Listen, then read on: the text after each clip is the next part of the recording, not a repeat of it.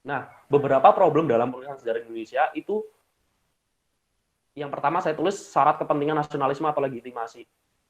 Nah, ini sebenarnya problem nggak hanya di Indonesia sih, di mana-mana namanya sejarah tuh kayak emang seringnya emang ditulis buat kepentingan kayak negara tuh mensponsori penulisan sejarah gitu loh, mengambil beberapa orang yang katakanlah punya kompetensi keahlian sejarah untuk menuliskan misalnya sejarah negaranya sendiri gitu. Apakah itu salah?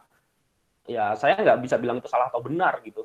Ya memang itu kepentingan seperti itu dan kita harus tahu. Makanya kenapa ketika ketika kita misal di sekolah diajarkan sejarah yang gitu-gitu aja, yang hanya isinya baik-baik aja, ya itu nama ya negara ya memang nggak kayak akan malu tuh misal menampilkan kesalahan-kesalahan yang di masa lalu gitu.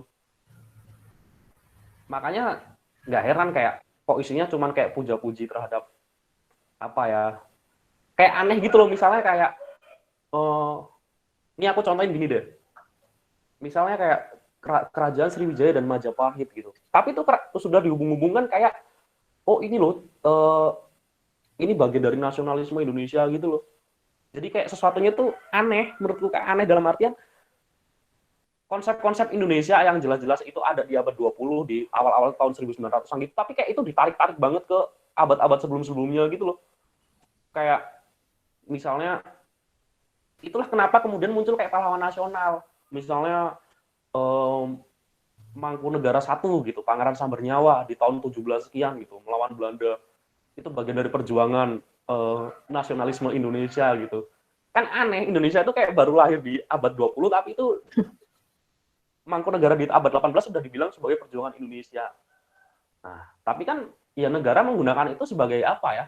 Kayak sebagai legitimasi bahwa negara ini emang harus ada gitu loh. Jadi kayak semacam apa pembenaran mungkin ya gitu. Ntar teman-teman boleh kritik aku di bagian ini juga nggak apa-apa gitu. Nah, Oke, oke.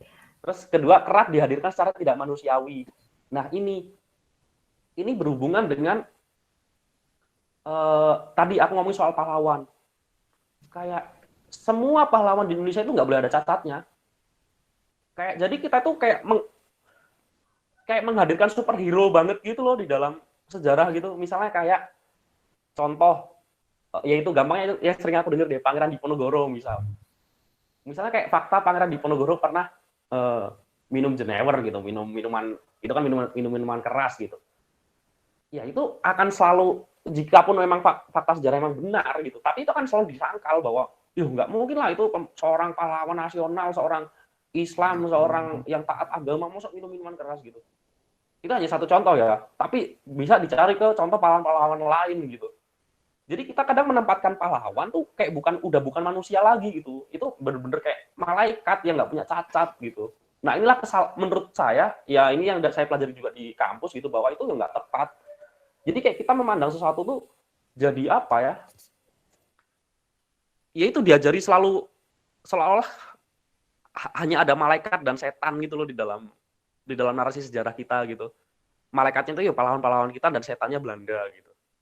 Tapi padahal kan nggak ada salahnya toh kalau kita memang faktanya misalnya pahlawan-pahlawan kita itu pernah melakukan kesalahan, oh ya mereka manusia gitu. Tapi kan bukan berarti kesalahan itu langsung meluruhkan semua jasa-jasa dia gitu bagi bangsa gitu kan. Nah itu yang Hmm. selalu yang menjadi menurut saya menjadi problem juga dalam penulisan sejarah Indonesia gitu. Kemudian elitis jelas seperti yang kita bahas di awal tadi bahwa sejarah yang kita pelajari itu ya hanya sejarah kerajaan-kerajaan, maksudnya hanya sejarah politik lah, hanya nggak ada yang bahas kehidupan sehari-hari. Maksudnya kayak misalnya kerajaan Majapahit gitu yang dia bahas kan ya cuma Gajah Mada dan sebagainya toh emangnya mereka itu bisa berkuasa yang ladeni mereka ngasih makan itu kan ya pasti ya rakyatnya yang disuruh nanam padi dan Mm-mm. sebagainya toh tapi itu kan nggak pernah dibahas gitu loh. Itu contoh salah satu contoh aja gitu ya, semua tuh hanya berfokus pada penguasa, pada raja, pada istana, pada keraton, pada ya itulah pokoknya penuh kisah politik dan perang. Ya jelas lah sejarah kita itu kayak cuma ngomongin perang-perangan terus lah gitu. Kalau bahkan teman-teman kalau dulu kayak saya seneng baca RPUL kan ngalamin gitu RPUL di awal-awal 2000-an gitu isinya ya, kronologi Indonesia tuh emang cuman benar-benar kronologi perang dari zamannya Adipati Unus terus ke Patimura Thomas apa Untung Suropati itu nggak ada nggak selain perang gitu. Terus tadi dikotomi yang tajam, nah itu tadi yang aku bilang bahwa uh, sejarah kita tuh hanya dilihat kayak hitam putih doang gitu loh. Jadi ya seolah semua hal di dunia ini hanya ada warna hitam dan warna putih, hanya ada utara, hanya ada selatan gitu loh. Nggak memungkinkan untuk hal-hal lain gitu. Yang lebih ku bilang ini sebenarnya berkaitan semua sih problem-problem ini gitu. Terus antiquarian atau romantisme, ya ini kayak jadi gini, misalnya kayak aku contohin, banyak orang yang sebenarnya suka sejarah, tapi itu mah hanya sebagai sebuah apa ya, sebuah nostalgia gitu kadang-kadang.